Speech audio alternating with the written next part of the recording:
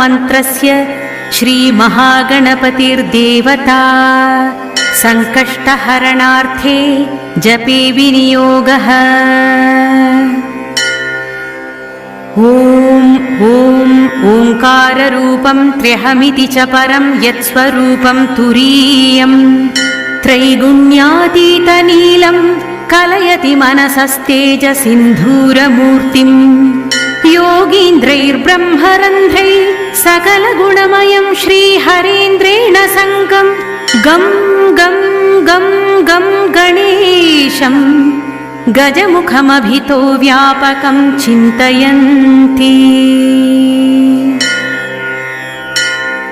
वं वं वं विघ्नराजं भजति निजभुजे दक्षिणे न्यस्तशुण्डं क्रं क्रं क्रं क्रोधमुद्रा